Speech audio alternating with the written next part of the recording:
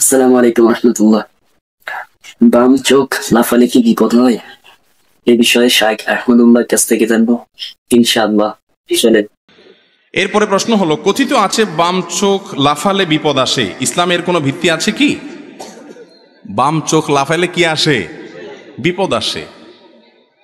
এর কোনো ভিত্তি আছে কিনা? ভাইরে, আপনাদের বাম চোখ লাফায় মাঝে মধ্যে? আমার তো প্রায় লাফায়। কই, আমি তো দেখি না যে বাম চোখ লাফানোর পর কোনো বিপদ আসছে।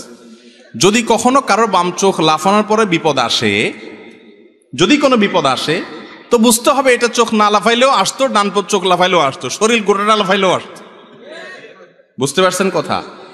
মুসলমান কখনো এই সমস্ত আলতু ফালতু কথা বিশ্বাস করতে পারে না যেটার কোনো ভিত্তি নাই, না বৈজ্ঞানিক কোনো ভিত্তি আছে, গবেষণা দ্বারা প্রমাণিত, না কোরআন হাদিস দ্বারা প্রমাণিত।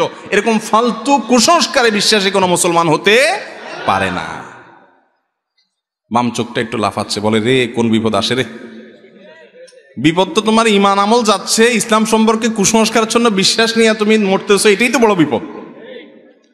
অতএব চোখ যদি বামটা লাফায়, চোখরে বলবেন আরো জোরে লাফা, কিচ্ছু হবে না ইনশাআল্লাহ।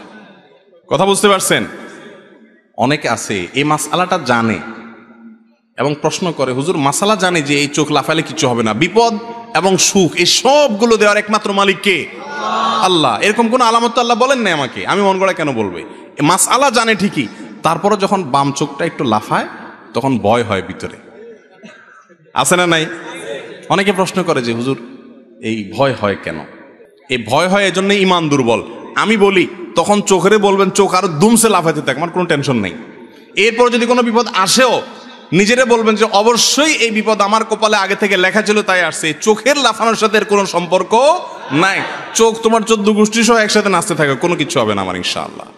আল্লাহ তাআলা আমাদেরকে সমস্ত কুসংস্কার থেকে বেঁচে থাকার তৌফিক দান করুন।